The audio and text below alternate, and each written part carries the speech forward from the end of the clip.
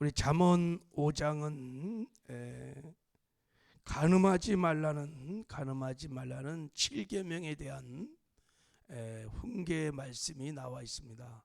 특별히 우리가 함께 읽은 말씀은 부부의 순결한 성생활에 관한 말씀이 나와 있습니다. 그래서 오늘은 부부의 성생활, 애정생활에 대해서 말씀을 잠깐 나누도록 하겠습니다. 새벽에 이런 말씀을 꼭 들어야 할 사람이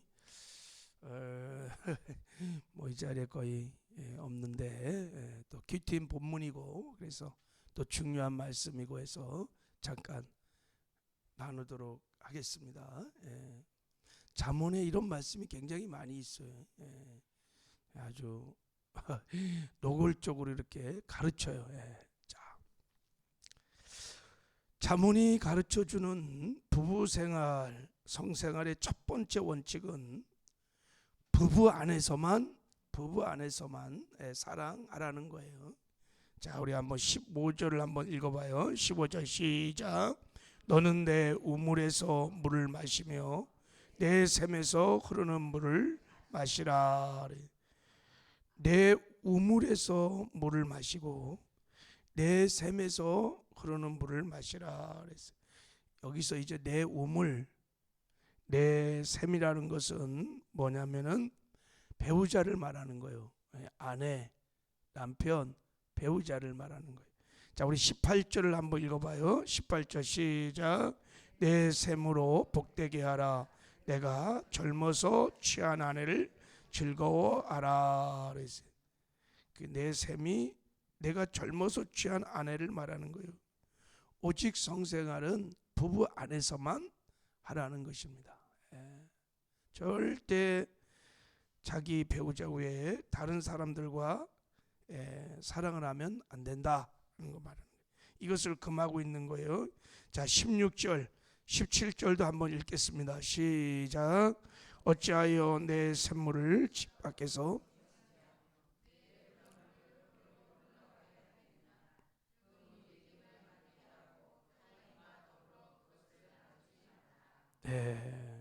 내 샘물을 집 밖으로 넘치게 하며 내 도랑물을 거리로 흘러가지 않게 돌아가게 하겠느냐.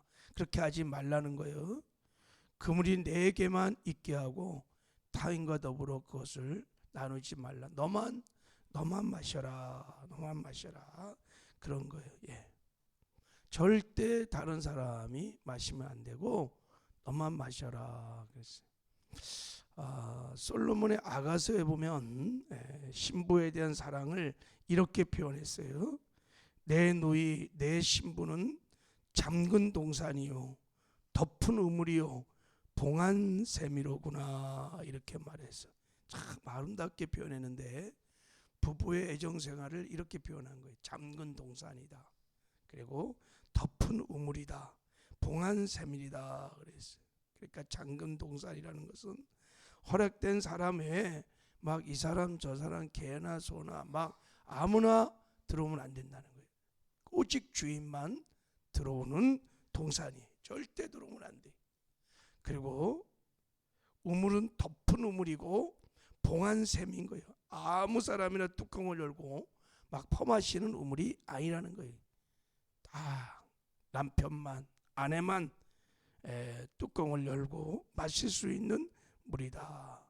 일편단심, 한 남편만 한 아내만 그렇게 사랑하라고 말씀을 하고 있는 것입니다.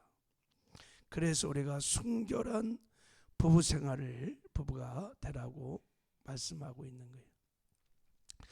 여러분, 성은 오직 결혼한 부부 안에서만 하나님이 허락한 선물인 줄 믿습니다. 이게 성경이 가르쳐주는 절대 진리입니다. 그래서 부부관계, 가정을 깨뜨리는 이 간음의 죄는 아주 심각한 사실은 죄입니다. 굉장히 심각한 죄입니다. 먼저 간음죄는 하나님께 범하는 악한 죄입니다. 자, 왜냐하면 간음죄가 하나님께 범하는 아주 심각한 죄요. 자, 결혼을 하면요 부부가 한 몸이 된다 그래요. 마가복음 9장 5절에 보면 이렇게 말씀했어요.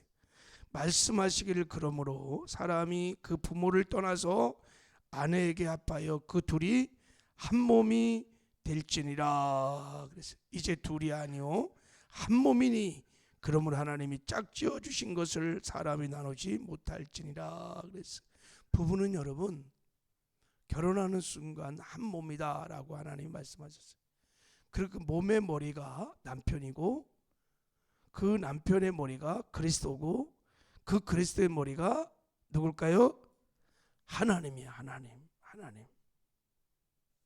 그래서 여러분 간음죄는 몸에 지는 죄를 말해요. 몸에 짓는 죄. 더 나아가서 하나님께 짓는 죄입니다. 몸의 머리인 하나님께 짓는 죄다 그랬어요. 창세기 20장에 보면요 아브라함의 아내를 누이로 속이는 사건이 나와요. 그래서 아비멜렉이 살해를 취하려고 그래요. 성관계를 하려고 할 때 하나님이 간섭하셔서 막지요. 그러면서 하나님이 아비멜렉 왕에게 이렇게 말을 했어요. 하나님이 꿈에 또 그에게 이르시되 내가 온전한 마음으로 이렇게 한 줄을 나도 알았으므로 너를 막아 내게 범죄하지 아니하게 하였으니 여인에게 가까이 하지 못하게 함이 이 때문이라 그랬어요. 네가 사라를 건드리는 것은 내게 범하는 죄다 그러면서 그래서 내가 그 여인에게 가까이 하지 못하게 했느니라 이렇게 말해요. 머리를 범하는 죄. 여러분 요셉이 보디바의 아내의 유혹을 받을 때 뿌리칠 때 그렇게 말하죠. 이 집에 나보다 큰 이가 없으며 주인이 아무것도 내게 금하지 아니하였어도 금한 것은 당신뿐이니 당신은 그의 아내임이라 이렇게 말해. 당신은 그의 아내. 보디발이 머리라는 거예요.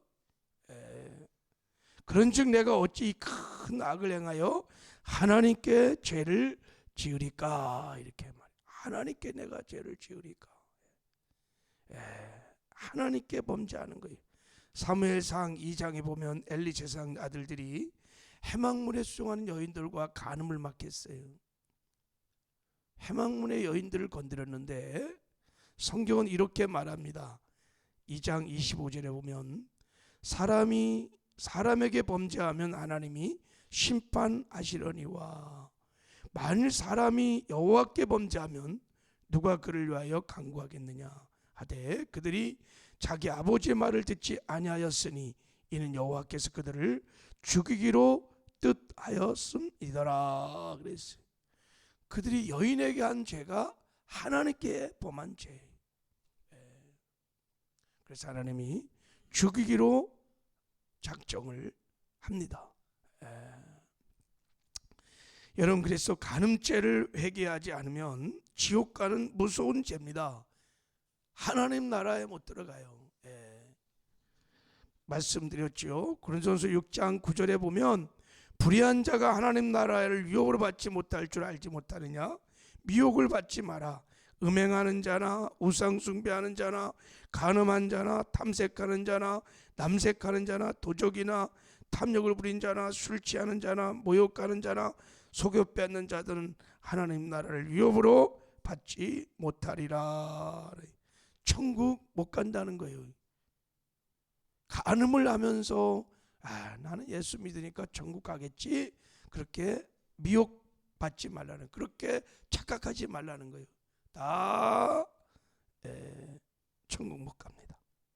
모든 사람은 결혼을 귀히 여기고 침소를 더럽히지 않게 하라. 음행하는 자들과 간음한 자들은 하나님이 심판하시리라 이렇게 말했어요. 머리를 건드는 죄예요. 계시록 21장 8절에 지옥 가는 8분류의 사람들 중에 거기에 누가 있느냐? 음행하는 자가 있어요. 두려워하는 자들, 믿지 않는 자들, 흉악한 자들, 살인하는 자들, 음행하는 자들, 점술과 우상 숭배하는 자들, 거짓말하는 모든 자들은 불과 유황으로 타는 못에 던져지리니 이것이 둘째 사망이라 그랬어요. 음행하는 자, 간음하는 자 회개하지 않으면 다 지옥 가요. 굉장히 7계명을 어긴 심각한 사신죄입니다. 근데 이 간음죄들은 참 이게 몸에 지는 죄이기 때문에 회개를 할 때 그냥 하나님 잘못됐습니다 이렇게 해갖고 회개가 일어나지 않아요. 하나님께도 철저히 회개하고 돌이키고 회개 합당한 열매를 맺어야 했지만 또 몸에 지는 죄이기 때문에 상대방의 배우자 관련된 가족들에게 다 용서를 구해야 돼요. 그래야지 죄사함이 일어나요. 여러분 7계명을 어기는 것이 이게 참 심각한 죄입니다. 근데 상대적으로 굉장히 가볍게 여기는 죄가 이 7계명을 어기는 죄들이 얼마나 세상이 음란한지 모릅니다.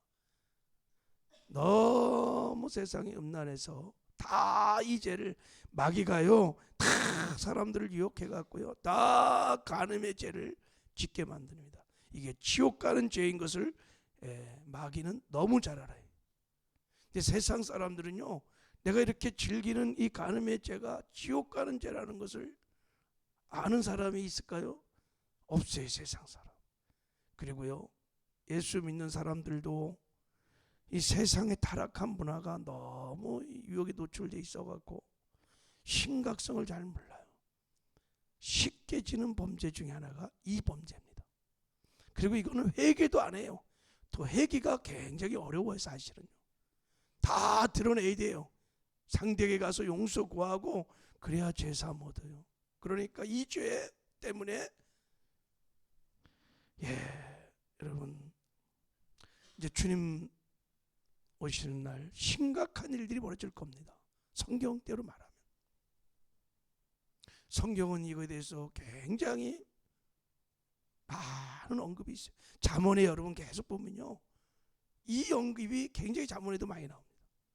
예수님이 이때가 직접 오셔서 하신 언급한 죄악 가운데 하나가 간음죄예요. 간음하지 마라.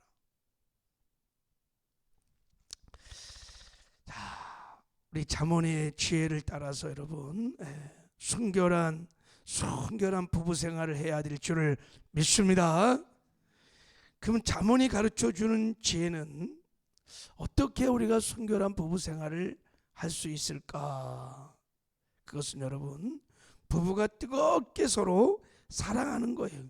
그러니까 부부 안에서 성이 하나님 주신 복 선물인 줄 믿고 내 아내가 내 남편이 하나님 주신 최고의 선물인 줄 알고 성생활을 즐기라 이렇게 가르쳐요. 자 오늘 한번 18절 19절을 한번 읽어보겠습니다. 시작. 내 샘을 복되게 하라. 내가 젊어서 취한 아내를 즐거워하라. 그는 사랑스러운 암사슴 같고 아름다운 암노루 같으니 너는 그의 품을 항상 족하게 여기며 그의 사랑을 항상 연모하라. 적극적으로 부부 안에서 사랑을 하라고 성경은 가르칩니다. 좀 낯뜨겁죠, 그죠? 좀 부끄러워요. 이런 말씀 보면. 자, 그러려면 이렇게 서로 부부가 뜨겁게 사랑하려면요, 거기 18절에 보면 내 샘으로 복되게 하라 그랬어요. 여러분, 내 아내가 정말 하나님이 주신 복이라는 것을 깨달아야 돼요. 할렐루야. 내 사랑하는 아내가, 남편이 하나님이 나에게 주신 최고의 선물, 복이라는 것을 깨달아야 돼요. 이 멍청해서 이걸 못 깨달으면요, 부부생활 사랑하기 힘들어요. 복인 것을 깨닫고, 그리고 아내를, 남편을 즐거워하라는 거예요. 아내를 사랑하고 아내를 섬기면서 아내를 즐거워하라는 거예요.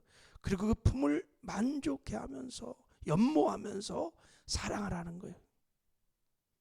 그러면 우리가 순결한 부부 생활을 하게 될 줄을 믿습니다. 그리고 여러분, 부부가 서로 사랑하려면 내 힘으로 내 능력으로 잘 안 돼요, 여러분. 그래서 늘 말씀드리죠. 나 죽고 예수로 살아야 돼요. 가정에 들어갈 때 남편이 아내를 대할 때, 또 아내가 남편을 대할 때 그냥 막 대하면 안 되고, 나는 죽었습니다. 내 안에 주님이 사십니다.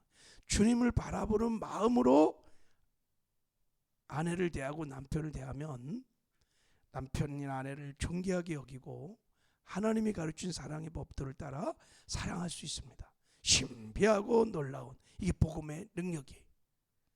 여러분, 가정에서 다 나는 죽고 예수로 사시기를 주님의 이름으로 축복합니다. 내가 죽으면 사랑이 됩니다. 주님이 나를 통해서 내가 시퍼렇게 살아갖고 가정에 갖고 내가 대접받으려고 하고 자기 이기적인 중쪽으로 가니까 사랑이 안 되는 거예요. 여러분, 해간 아내를, 남편을 하나님 주신 최고의 복이라고 믿으시기 바랍니다. 그리고 존귀하게 여기고 사랑하고 섬겨서 즐기라는 거, 하나님이 만족하면서 행복한 부부 생활을 하라고 말씀하십니다. 그래서 순결한 부부가 되기를 주님의 이름으로 축복합니다. 하나님 아버지, 감사합니다.